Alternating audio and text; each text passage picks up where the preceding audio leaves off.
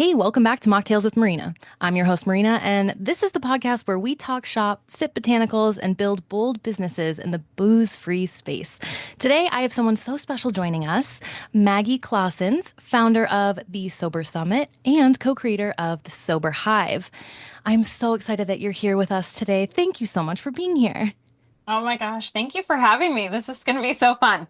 Yes, there are so many things for us to discuss because both of the cool projects you have going on are all about connecting people in this space, which is something that we all need more of all the time. So I'd love to start by diving in with your origin story to give us a foundation to understand where these beautiful concepts came from. So let's go ahead and start by telling us a little bit of your backstory about what got you inspired to start both of these awesome ventures.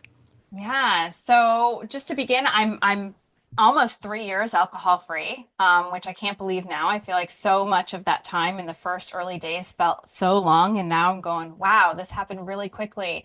But I think, like many of us in our sober journeys, we decide that we want to give back in some way because we now feel like we have this sort of superpower, which is exactly how I feel. And I want everyone to experience this. It's been such an amazing journey. And it wasn't an easy journey at all, right? I think for a lot of us, I had several taps on my shoulder along the way of, hey, maybe alcohol isn't serving you anymore. Maybe you should think about cutting back or quitting. I had so many moments where I got those little taps on the shoulder and this urge to become alcohol free. And then I'd kind of brush it off and think, no, no, no, life is too hard. It's too stressful. I've got three kids and, the pandemic was hitting and, it just, alcohol really became a friend to me over so much of my life that it was really hard to let go. And I think like many of us, it becomes a part of our identity, right? It's someone that we feel like is always there whenever we need them, for the high times, for the low times. And I felt that way for sure. I got caught up in mommy wine culture and this whole idea of you need wine to escape from your kids. You need wine to get through bath time and dinner time, and you deserve the wine because, you're raising children, and that is a hard job. And so I fell into that so hard. I had all the tea towels and the signs and the t-shirts and the wine glasses, and I thought, this is great. We're just glamorizing alcohol. And along the way, I was very much into health and nutrition and taking care of my body. I'm trying to lose the baby weight and doing all these things. And it's funny because not once did I think, oh, maybe you should get rid of the alcohol. Maybe that would help your brain fog or help you sleep better or give you more energy or patience with the kids. Never would I have thought. Like I held on to that alcohol so hard. I did not want to let it go. And over time, I felt stuck. It just was this feeling of monotony. Every day was the same. I felt like I was in Groundhog Day, and life was really hard, and I didn't have any other coping mechanisms. Wine was my coping mechanism, and because I was only drinking wine, and because I was a self-proclaimed wine snob, I felt very sophisticated and grown up in my drinking. Hearing about other people going out and binge drinking and getting blackout drunk, that to me, oh, whoa, whoa, whoa, that was not me, right? I'm sophisticated. I drink wine and I know, I can talk about tasting notes and I love to read wine labels and go to wine events. I felt very grown up and sophisticated and never thought because I was drinking daily, I didn't think it was a problem because I was not a binge drinker. I wasn't doing shots at the bar. I wasn't drinking beer all day, right? And I felt safe in that. Um, Not knowing really what alcohol was doing to my insides or what it was doing to my mental health and emotional health. And so for me, I just started getting curious. That tap on the shoulder ended up being a shove at one point. And I think for me, I just slowly over time started questioning my relationship with alcohol and realizing that it wasn't a good relationship, that I was very, very dependent on it, that it was a crutch for a lot of things, and that I was becoming very territorial over that wine. When my husband and I would open up a bottle, I would want to make sure I got my fair share. And God forbid he drank more than I did, and I'd get really upset, right? I wanted my fair share of that wine, or if he started drinking it without me, I'd get mad. And I would really get mad. It wasn't like I would internalize it. No, I'd get mad at him. And, that turned out to be, I started questioning, like, that's not the type of relationship I want to have with alcohol. It's supposed to be something that benefits me, or I thought, and it wasn't anymore. And so, like many people, it was a roller coaster ride. It was ups and downs and trying and failing and trying again. And I think I tried to do it myself, which was really difficult. I thought, I don't want anyone else to think I have a problem, right? Because then they're going to think I have a problem. And I really, truly didn't identify with um, being an alcoholic or having a problem. I identified with alcohol causing me problems, right? Hmm. And I felt like there was a difference, and I never wanted anyone to think that I had a problem with alcohol. And so I really tried to do this all myself. I read the Quit Lit books. Started listening to the podcasts, and again, they'd work for some time, and then until they didn't, right? We'd go on vacation, and I'd say, "Oh, we're on vacation. We need to have something," right? We make up all these excuses to let alcohol back in. And it's funny because how quickly your brain just picks up where you left off.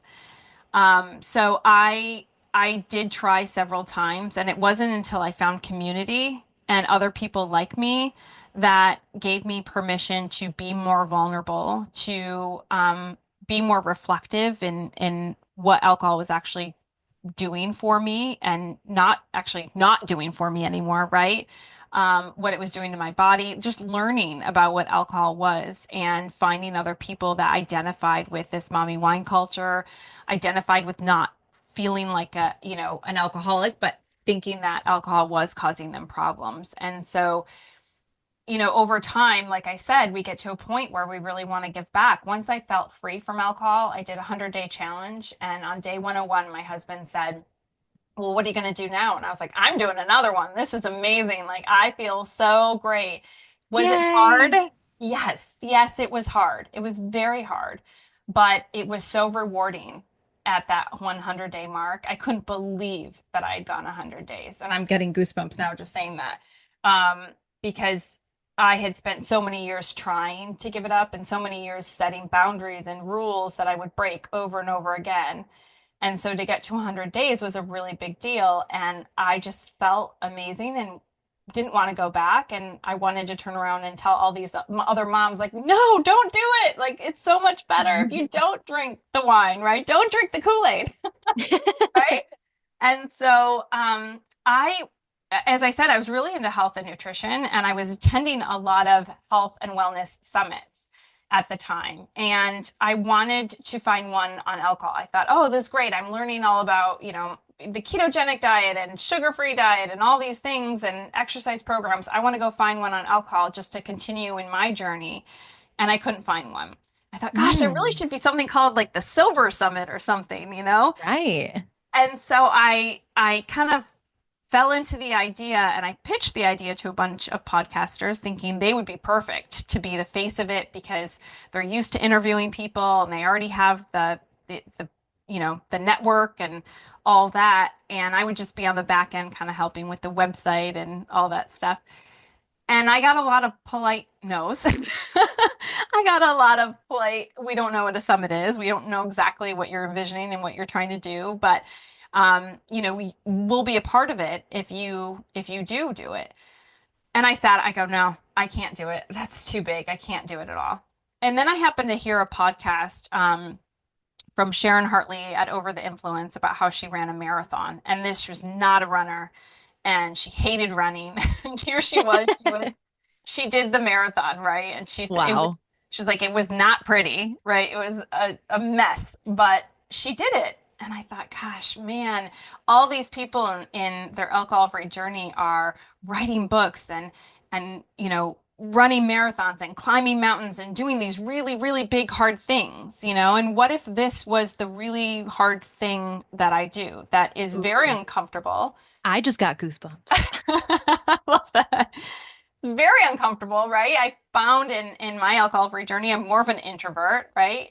And this idea of interviewing people and putting my face out there made me so uncomfortable, but I wanted to give back in some way. And I Yeah. wanted to take all the resources, all the authors, the podcasters, the coaches, the influencers that really changed my life and put them all in one spot so that they could go and do the same for somebody else. And so that was my vision. I started asking people if they wanted to be a part of it. They didn't know who I was. They didn't know what the Sober Summit was. And here I am, like, please have faith in me and just come on and tell your story and talk about something that would benefit somebody else.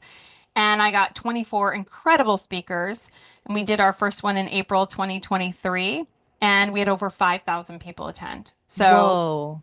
it was amazing. And this is what lights me up. This is what makes me feel like I have a purpose. And this is if I can just help one other person realize that you can choose an alcohol-free life, that you don't have to wait for rock bottom or you don't have to wait till it becomes a problem. You can make this choice and that it's so much better on the other side and it's so much more fun, right? I like to normalize sobriety, right? This is fun. We have fun over here. So much fun. So much fun that, I feel like back when I was drinking, I forgot what like boredom was, right? Because you'd be like bored or you'd be like whatever. You'd be like, oh, this is the time to go to drink, go do the things. And the reason I'm like so excited about that is because I feel like the moment that I start to see people who like really, really start to settle into their sobriety, they're even starting to see like the micro adjustments in life where you start to see colors you couldn't see before. Not maybe not literally, but as in like feelings that you were putting away. And there's beautiful ones. There's also I noticed when I first started like, okay, there's three stories going through my head at once. I'm going to tell one super quick because your story is so inspiring to me, Maggie. I think that if more people heard that it's first off, like there's multiple steps to this process, right? Like it's not like you one day were like, okay, I'm done drinking. Like everything's great now. Like you said, there's this messy process. The picture of the marathon in my head really kind of cemented that. And I just remember one time having a customer who had come in back when I was still cov attending specifically, so not at an alcohol bar, but a non-alc. And they first came in super shy, didn't know how to connect. It's the biggest thing I hear from your story is connection. And I feel like that's what keeps people stuck in their ways sometimes when they have a difficult time. So they're like, okay, I don't have the alcohol, so how do I connect? How do I relearn how to be a person? So over the course of serving this particular individual I have in mind over the course of a year, we watched him go from didn't even know how to put a whole sentence out of his mouth without stumbling to being the person who, when a new person walked into the bar, he's like, "Hi, new friend." Like, and then he'd introduce himself and do the whole thing. So I'm just imagining like that one story was so profound enough, but to be able to like times 5,000 in your first epic summit, that is so cool. So I would love to hear a little bit more since you have your fourth one coming up. What has it been like going from that first summit to the fourth? Like, tell me what that transitional, like, transformation has been like for you. Yeah, it's been amazing. I now do this full time, so that's a big one, right? Last July, I decided to quit my job and do this full time, and it's because I have such passion for it, and I feel like when you become alcohol free, right, that boredom you want to fill with other things. So learning new Mhm. skills, getting new hobbies, meeting new people, right? You want to fill that with other things. So you now have the time, the energy, and the money to go do whatever you want, right? And Yeah. the sky's the limit. And so I've had to learn a lot of new skills. I've had to push myself outside my comfort zone. And it's in sobriety, I feel like I'm saying all the things I would say when I was drinking alcohol, but now I'm actually doing them. So Mhm. I feel like a lot of people, you're at the bar and you're like, yeah, one day I want to do this thing, and you just never do it. Yep. In sobriety, you actually go do the thing. Whether Mm. it's super hard or not, you go and do it because you're going, yes, I know this is going to be hard, but I'm going to do it anyway. And that's really, it was one small step at a time. So by the time I got halfway through the process of launching my first summit, I was like, oh, shoot, I now have to do this, right? Like I've already interviewed half the people, I put the dates out there. I now have to do this thing. And it's been amazing. One of the biggest things that I enjoy is getting to meet other business owners and entrepreneurs in this space. That to me is that lights me up so much because I get to find people that are also passionate about sharing alcohol-free life with other people and trying to help other people, right? And if we can all help each other grow our businesses, we are just moving this sober movement along much faster and further, right? Because if you win, then I win, and vice versa. We're all in this together, and that's what I love about the sober community is it's not competitive. There's enough for everybody to go around, and the connections that I've made have just been incredible. So yes, I'm planning my fourth summit now, and it's amazing. It's incredible. I continue to get inspired by all these people. I've had the opportunity to interview over 90 people, and this is what's helping me on my alcohol-free journey because I'm staying in it, right? I continue to read the books, listen to the podcast, be a part of a community. I've now created my own community to give back to other people. And that to me, like, I never want to be complacent. I never want to be back where I was because this life is so much better that I will do everything in my power to stay in it. And this big project, this side hustle, this passion project, whatever you want to call it, is what keeps me just grounded and keeps me growing and it's the person that I want to be.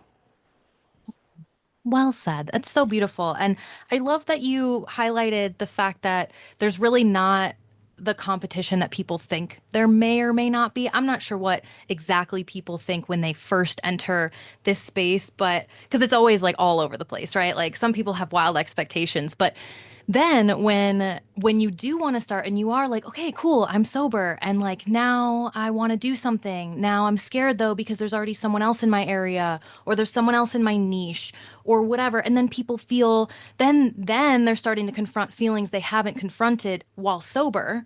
And this is where we notice in our consultation business that people kind of get stuck in a loop sometimes because they are are getting used to that expansion. And oftentimes I feel like when we're in a scarce mindset, all we see is competition. All we see is, oh, well, someone else is doing that. There's no space for me. But when you're in this expansive mindset and you really see, okay, first off, no, there's not enough options yet. But number two, I mean, there's so many different types of businesses, right? Like you can start a beverage brand, you can start a bottle shop, a bar, a community, you can be an event host. Like there's so many things you can do. So I'm curious, when you first started versus now, since you've been interacting with so many business owners and entrepreneurs in this space, I mean, how expansive has it become for you? Like, what does your network look like? Like, what are all the people doing who tend to come and attend the Sober Summit? So I actually have people of the full spectrum join the Sober Summit, right? So I have people who are sober curious who maybe just heard the term and are like, oh, maybe I don't have the best relationship with alcohol. I have people who have been on their sober journey for quite some time and just like me want to stay in it. And then I do have people who are business owners and entrepreneurs that, want to give back. And I love that piece of it because I think sometimes I want to just comment on what you just said because I think sometimes when we're in our little sober bubble, it can feel so big, but we have to remind ourselves that once you step out of the bubble, there are still so many people that don't know what sober curious is. They don't know what it hasn't even crossed their mind giving up alcohol, right? They're like, what? I've never heard of that. Why would someone do that? Right. So I think oftentimes when we're in this bubble, it can feel overwhelming, but we have to remember we're still at the cutting edge of where this movement can even go. I once heard Andy Ramage, who is the co-founder of One Year No Beer, he said, sober coaches are going to be the equivalent of a fitness like a fitness instructor or now I'm blanking, a like a coach, like Yeah. a trainer. That's the equivalent of a trainer at a gym, right? So think of how many trainers are out there that are helping people get fit.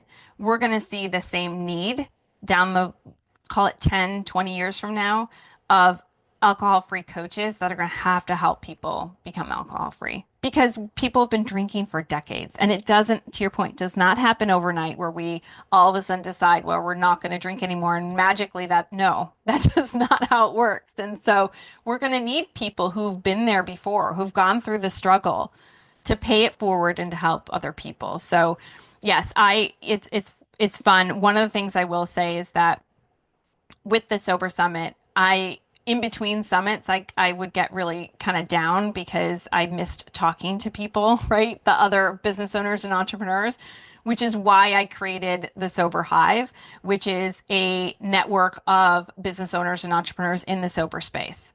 So, not to be confused with a business owner who's alcohol free. No, this is a business owner in the alcohol free space. So they're either an author, a podcaster, a coach, a beverage, right? Part of the beverage industry. They are an experience leader. So they run retreats, or, we've got publishers of magazines. We've got all sorts of people in the Hive. And that way, they say to create the community you wish you had. And I missed hanging out with all these people who also love alcohol-free life and want to pay it forward. And so we created the Sober Hive. My partner and I, Terry Patterson, who's the sober nutritionist, created this thing, and it's amazing because you have that connection, that collaboration. How can I help you and how can you help me? Because again, if we can help each other grow our businesses, we're only moving this whole sober movement forward and helping more and more people. Our impact can be so much greater if we work together. I love that. And honestly, it already answered the next question I have in mind because it's like a lot of people who are walking this journey alone, they think that they need to have some skill set, some know-how, something to get started, someone to give them permission, right? To be like, yes, go forward towards this dream. So it sounds exactly like it's a great place for people to come and sort of validate that inkling inside of themselves, which is super cool. So I'm super curious for you, after having hosted both the Sober Summit and everything that you do inside of the Sober Hive, tell me about like a really just a moment that captured your heart, like an interaction that you saw within your community that just was a game changer. Yeah, well, we host, so every month we host an open networking hour with the Sober Hive. So anyone who's in the alcohol-free space, again, author, podcaster, whatever it is that you do in the alcohol-free space that helps other people become alcohol-free, we have a live networking event. And it's this, I will tell you, this lights me up so much. I come off of this call just with so much energy, and sometimes I really need it. Sometimes you're going, oh, my day's long, and then we have this call, and I'm like, that was amazing.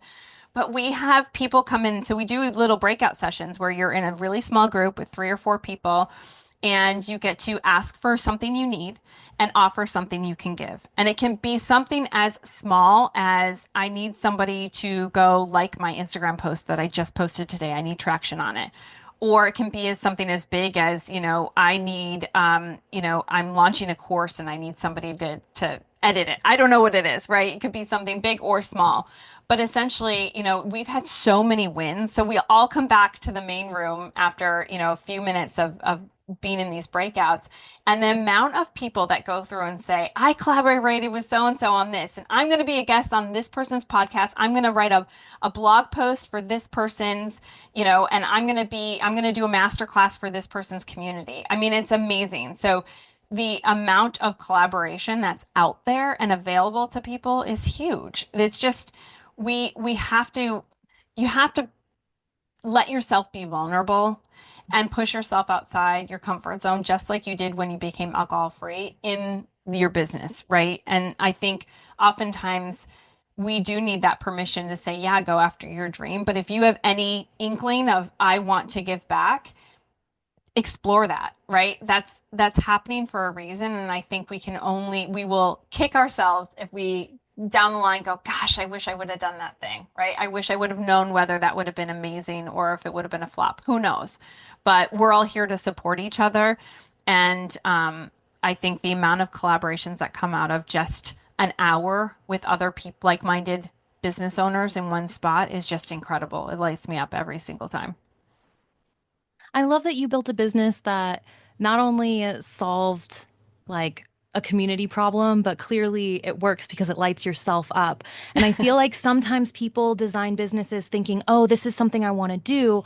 And then they like martyr themselves to it to the point where it's no longer lighting them up, no longer making them happy, kind of pushing them to the triggers that maybe caused the whole thing in the first place, right? So all of that being said, like You are a badass. You have been doing this for years. You have not only the Sober Summit, but you have the Sober Hive. You've built these two things. So, what's it like for you to help people while still protecting your energy? Because you have so much energy going on here. It's so cool. So, how do you keep yourself like light and fueled through this whole process? Yeah, I mean, I choose me every day, Mm, right? I choose myself. I know exactly what you mean about being a martyr, and right, we are often people pleasers. We're often service provider, right? We like to serve other people, and if you're in this business to help somebody on their alcohol-free journey, that's exactly what you're doing.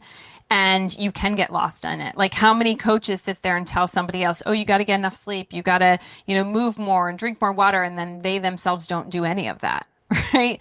You have to practice what you preach, and it's about going back to the basics, right? So when I work with clients, it's on your sleep, your mindfulness, your motivation, and your nutrition, right? Getting back to the basics. And so I do. I set my own boundaries. I don't start work till 9 o'clock so that I can spend the morning with my kids, get them out on the bus, and then I've got me time where I work out and I shower and I get ready for my day. And then I'm done at 3 o'clock. So, and this is part of why I chose this and why I quit my job so that I could spend more time with my family. So the kids get off the bus at 2:30 and I'm there every day. And then I get the afternoon with them. And so you do have to be protective of your time. And it's about working smarter, not harder. And that's easy for me to say because I don't do it perfectly at all. But I will tell you when you have a network of people that are cheering you on and can understand what it's like to be a solopreneur, that's the hard part. You feel so alone in this business. So we, for example, in the Sober Hive, we have co-working sessions where all we do is work together for an hour. So we get on the phone, we keep our camera on, we put ourselves on mute, and we just work together. And you just feel like for that 1 hour, I'm going to focus on these tasks at hand. It's amazing what you can get done in 50 minutes when you're like, this is when you tell someone else, this is what I'm going to do in this 50 minutes, right? And you don't feel like you're alone. And when you have people that are there to support you, not only in your alcohol-free journey, but also in your business, it makes things better, right? You have that support that maybe your friends and family don't get, right? And I think that's the key in an alcohol-free journey or a business journey. You have to find your people who get what it's like to be you and can, help you get through your challenges and then celebrate with you when you have your wins. That's the biggest thing. Community connection are so key in both of those areas. And that's why I have a community for those who are sober curious and I have a community for those that are in the business on this side because I think you need community no matter what you're at, no matter what you're into in life. Go find your people. mhm. It's so true. And again, brilliant business model to be doing this because it instantly obviously puts you into connection and connection with others. Because when we see our clients who aren't moving as quickly as they would like to, or as quickly as maybe other people are doing things that are similar, the biggest indicator is their ability to connect with others and their ability to delegate. Oftentimes people feel like, "Oh, but I'm scared of what is that going to cost me?" Like, and back in the day when we're drinking, right? We view money, we view energy, we view our relationships very differently. So by time we get to that part where we're like, okay, we have that cool thing, we want to like lead this idea, then the thing is you have to be a leader, right? Like you have to delegate. Like if you're doing it alone, it's just not gonna work. So all of that being said, I'm curious, have you struggled with imposter syndrome being a leader in your community and how did you grow through that? Oh my gosh, I still grow through that, right? I think imposter syndrome is something that we're all going to experience. It's just part of being human. We're all going to compare ourselves to other people because we live in a digital world where everyone's Mhm. showing their best sides of themselves on social media and, on their website. And it's really hard not to compare yourself to other people. And but I think oftentimes I just remember that I'm probably comparing my middle to somebody else's end, right? I Mm. can't compare where they're at right now. I have no idea what they're struggling with. And let's be honest, half the time, what people are posting on Instagram is not the truth. Not that they're lying, but they're only showing the best parts of it, right? They're not showing the struggles. They're not showing how hard it is or that they lost something or that they struggle with something. They're, oftentimes they're not showing that piece of it. So imposter syndrome, I think, is something that everyone does. I think in sobriety, it's really helped me in overcoming imposter syndrome in the sense that I know things are hard, but I do them anyway. And in when I was drinking, I just would never do them. I would talk about doing them, but never actually do them. And so this, sobriety, being clear-headed, being having a growth mindset, I think just allows me to be vulnerable, to put myself in uncomfortable situations and sit with that uncomfort or discomfort, and push through in ways that you know I need to. You have more time to reflect and this self-awareness when you're sober that just it follows you through in your business and whatever you're doing, right? So, and I think connection is that big thing. When I struggle the most, I go find the people who did it before me and say, "What would you recommend? Like, what could I do?" And yeah, it's hard to reach out to people you don't know. That's my entire business is reaching out to people I don't know and saying, "Hey, I'm Maggie. Like, do you want to come to the Sober Summit? Do you want to be a part of the Sober Hive? Like, I love what you're doing in the space. Come be my friend," right? I feel like I'm back in third grade asking people to be my friends. But that's what I love about this space. And again, the sober community is the best community. But imposter syndrome is real. And I don't know that it'll ever go away. It's how you manage it, and look at it as a growth opportunity. I think that's what it teaches us. The management of it, that's so key because anxiety and excitement are the same emotion, just on other sides of perception. So to be able to like really be like, okay, what is the purpose? What are we doing? I find that a lot of people who I've said this on multiple podcast episodes, but like people who have drank their whole adult life and then just stopped have more in common with an 18-year-old or a 21-year-old who never started because they aren't maybe as aware of the social cues or as aware of some of these things. So point of that is when we think about imposter syndrome, I feel like all of us we all deal with it in some way, shape, or form, especially with like, I mean, being a business owner with tech nowadays and in the non-alc industry, like it can be wild sometimes. So it's a very humbling place to be. But I find that it's so it's yeah, it's a beautiful garden, and I'm so glad that you have created a garden for all of us butterflies to come to, so we can come hang out and figure out what we need to get out of our own heads, get out of our imposter syndrome, so that we can go back to our own gardens and help those who we may not have been able to help before. So I think it's so cool what you're doing. And I also want to talk about the gray area drinkers. So we've talked a lot about people who are like, yo, I just need to go sober, like 100%, all the things. But there are people who are maybe more gray area drinkers who would still benefit from the Sober Summit and Sober Hive. So I'd love to hear your thoughts on gray area drinkers. Like, first off, for those who don't know, what are gray area drinkers, and why is the summit especially available and valuable for that audience?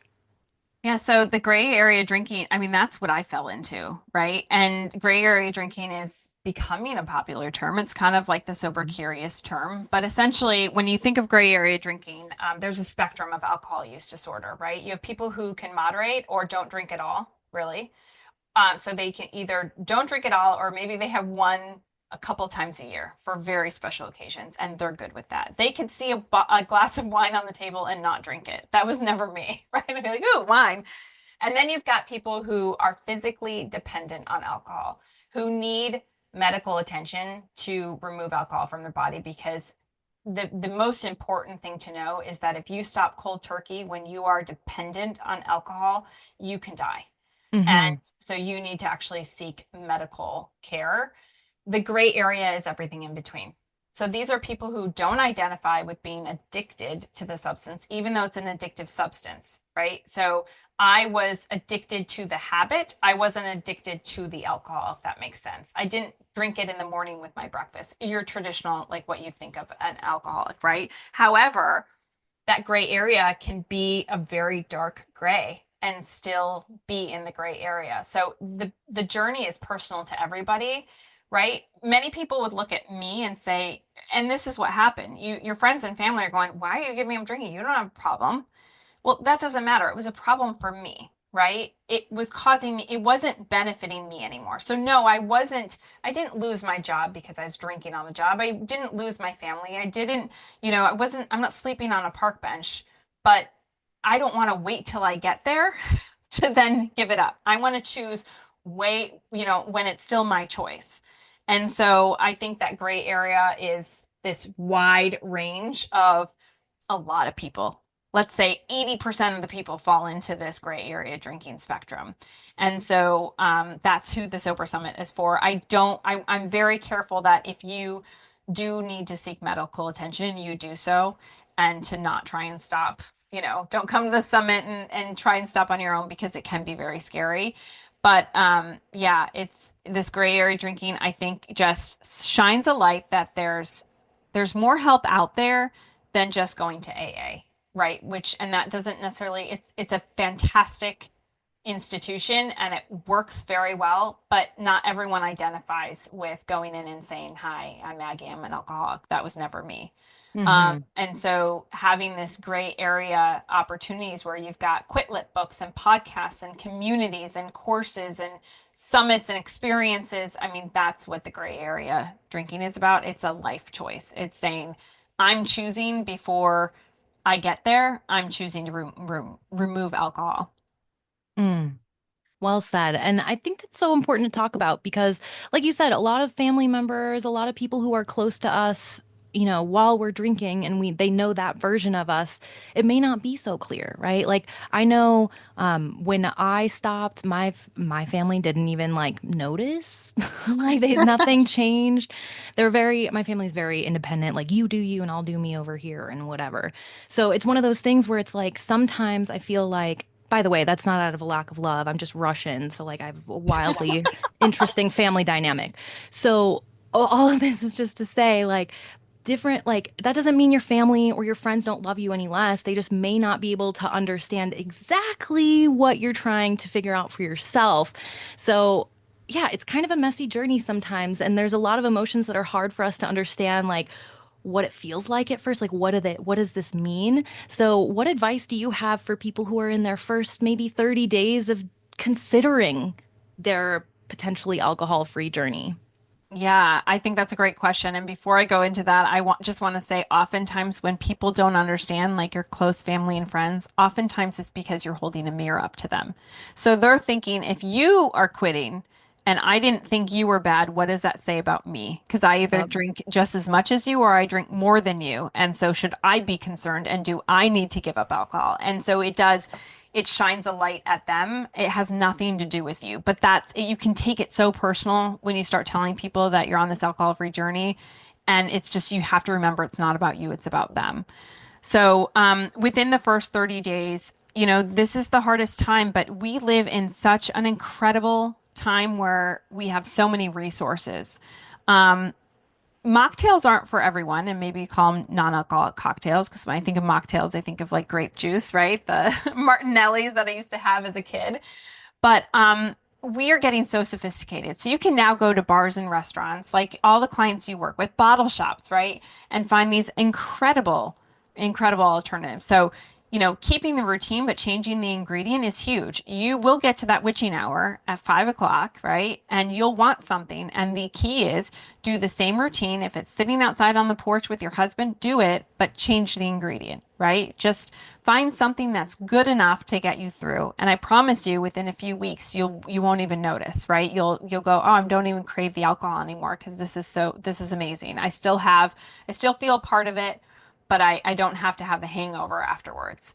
And I think in the first 30 days, it's important to find like-minded people. So that's why community is so important. That connection is key. It gives us the same chemical balances so the dopamine hit that we get from alcohol within the first 20 minutes of drinking alcohol, we get from connecting with somebody, right?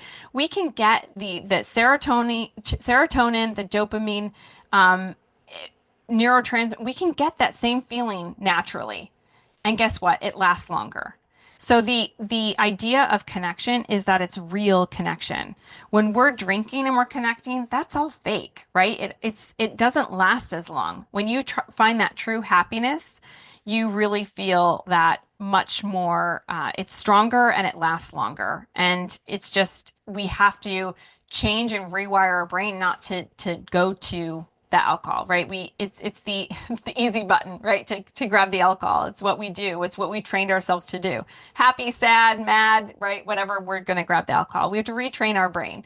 And so finding like-minded people that are just like you, I swear you will find your sober bestie somewhere out there that understands exactly where you're at and understands. You might even find someone who's on the same day as you. That's what I love in communities. They're like, oh, that's my soberversary. Like, awesome. You two connect because you're on the same path at the same exact time. And then really tapping into all the resources. So educating yourself, like what is alcohol? What is it doing in my body? Once I found out what it was doing to my liver, like actually, right, the whole idea of liver disease because drinking too much. I didn't realize that applied to me when I was drinking every day, right? I thought that was for people who really had a drinking problem. No, your liver is on overdrive when you're drinking even one glass a day, right? And so learning what's happening in your body, what's happening in your brain, we're actually shrinking our brains, right? Where our hormones are off, our stress hormones are going out of balance. It's incredible. So once you know the science and once you know what's actually happening in your body, it's hard to unknow those things. So educating yourself is huge, and then tapping into the books and the Quit Lit books and the podcasts. I have and I'm happy to give you the link, but I have a link to the ultimate list of Quit Lit books and sober podcasts, yours included, right? But I think tapping into these communities of listening to inspiring stories and I tell people no matter whether you think you're going to resonate with someone's story or not, you may look at someone and say, "There's no way like their story is mine," right? Listen to them because no matter where their journey is at, you will find one piece of it that you can connect with. You will find one piece of it that you're going, yeah, that was me too. So it's important to listen to other people's stories as well. Ooh, I think that's a really good way to get people out of their heads when they're like, okay, I don't know how to socialize though yet. Like, I'm still working on that because I'm nervous because I don't have my drink and I'm like learning the things. Make it like an Indiana Jones adventure. Like, you're looking for one commonality with every person that you talk to. And then once you find it, cool, you can dive deeper or you can be like, cool, amazing. Now I'm going to go find the next treasure. Either way, like just getting in the practice and the movement of it. Which brings me to my next question about community because, again, maybe there's someone who's listening who's like, all right, like I get it. Like I'm here. I want to do the thing. Let's go. Let's start. And then they're like, they open their phone or the internet and they're like, okay, so like where do I actually start? So tell us the story. How did you get 5,000 people to your first sober summit? Like, how did you first find your people? Yeah, so it really was tapping into other people's networks, to be honest, because I was nobody. And I don't mean that my husband goes, I hate when you say that you are nobody, but I was just a mom of three outside of DC living in Northern Virginia in the suburbs, who had this idea. I didn't have a sober Instagram account. I wasn't an author of a Quit Lit book. I didn't have a sober podcast. I wasn't anybody in the space yet. I don't think at the time I'd even gone out to my personal Facebook friends and said I was going alcohol free. That's how early it was for me, but it really was asking other people to share. So I would tap into all the speakers, promoted it to their audiences. I tapped into a lot of the, sober magazines out there, the sober podcasts, the coaches. I just let people know that this resource exists for their audience because that's the thing is that it's a tool for your audience. So if you're listening to this and you have an audience that might benefit from hearing the Sober Summit, right? Please share it because for me, it really is about tapping into other people's audiences. And quite frankly, I think that's how we grow our businesses. And that's how, the Sober Hive came to be was collaborating with other people and tapping into their audiences just helps you grow yours. So you can do a swap, right? Maybe it's a lead magnet swap. Maybe you blog for each other. Maybe you're on each other's podcasts or, you come do a masterclass for their community, whatever it is. But it's a way for you to get in front of a new audience. And so that's really, trust me, I was shocked when it wasn't just my mom who showed up. So what you're saying is you put in all the hard work to create the cheat code so that if people are like, all right, I'm ready to find my new sober community, my new sober friends, all they have to do is come to you. And then Oh, you help them figure out from there with the amazing network you have at both the Hive and the Sober Summit. yeah, you know what? it's funny. I've been able to help quite a lot of people. So the emails I get nowadays are from, people who want to do something in this space. They've been 10 months sober and they're like, I'm done. This is so great and I want to do something with it. This is my skill set. What can I do? And yeah, I now have like a Rolodex of all these people because I've interviewed them. They've been a part of the Sober Summit or I've connected with them in some way because of the Sober Summit that yeah, reach out to this person. Let me do the introduction. And it does feel good because again, I want people to grow their businesses. I want people to do something in the space. It doesn't mean you have to do something as big as the Sober Summit. It could be hosting a mocktail night for your girlfriends. It could be liking other people's posts, right? People who are doing something, buying a book from an author, right? There are ways for you to help grow the sober movement if it means something to you in your alcohol-free journey and you want to give back. There's ways to give back. That doesn't mean you have to start a business, right? There's ways to give back where you are just helping support those who are and showing up as you. By you showing up as your authentic self, you're being a lighthouse for other people. And I think you'll find that it does take time, but eventually you'll have friends who start asking you, like, what are you doing? You look amazing, or you're always so positive, or you look so well rested. Like, what are you doing? And you're like, yeah, I'm sober. That's what I'm doing. It's beautiful. It looks great on us all. And I want to say, I could talk to you forever, Maggie. I love hearing all of the insight and wisdom you have for this space because it just goes to show that if you have a real passion and there's something that like you have a heart calling, even if you don't know how to do it, it's important to put the steps forward because now look, I mean, this is what you've built is so incredible. And all of that being said, there is the fourth official Sober Summit. It is upon us, correct? Yes, April 23rd through 25th. It's a free event. We have 24 speakers, actually 25. I have a couple that are coming on. I never interviewed a couple before, but we have Alicia and Ricky Williams from the UK who are coming on. And it is so fun. So we have 8 interviews a day, so people can come in and pick and choose whether you are familiar with the speaker and want to hear them speak on a topic, or whether you look at the topics and say, "Gosh, I really want to know about alcohol and neuroplasticity. I want to tap into that one, or I want to learn about mocktails." Like we have something for everybody. It's kind of built into 3 different days. So we have the first day is really about the foundations of sobriety. And then we have day 2, which is about relationships and building confidence in sobriety. And then day 3 is really about thriving in sobriety. So what happens afterwards? And so, yeah, people can look at those topics and pick and choose which ones you want to listen to and, come join the private community during the event. And get a feel for what it's like to be part of a community and just find other people who are there and interested in this alcohol-free life, and you have no idea where that might lead you. So, and we have fun too, I'll say. We play bingo, we have giveaways, we have a digital goodie bag.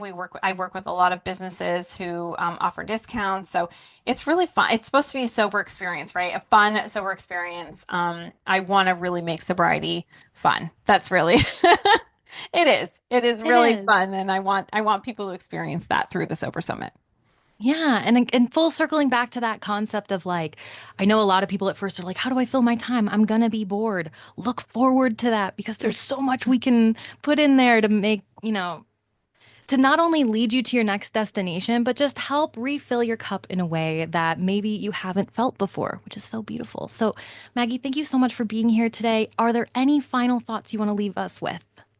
No, just keep going. I really do. I hope to inspire somebody who's listening to this. Just know that you're not alone, that there are people out there just like you. And it is a little bit about like speed dating, right? To like find your community that fits your style and your personality, but to just be okay with the uncomfortable and putting yourself out there because it'll feel so good. That means you're growing. So if something feels uncomfortable, it just means you're onto something and you're growing. And I want other people to know that sobriety is just the best decision that I've ever made. And I want people to know that it's so good on this side. So keep going, keep doing what you're doing. I'm here to support anyone. Reach out to me. My DMs are always open. You know, you can reach out to me and I'm happy. I love, love, love meeting people in this space. So feel free to come say hi. Yay! Well, thank you so much, Maggie. For anybody who's listening who wants to be a part of the Sober Summit or the Sober Hive in any way, shape, or form, go ahead and take a look at the description of this episode for the links. You can also connect with Maggie through the links inside of the episode description. And lastly, if you are building something in the non-alc space and need help with strategy, operations, or understanding what's actually sustainable in this wild new industry, that's exactly what we do at the Modern Mocktail. So go ahead head on over to marinamars.com/the modern mocktail or DM me at Mocktails with Marina and we'll figure out your next step. Until next time, let me know if you need anything.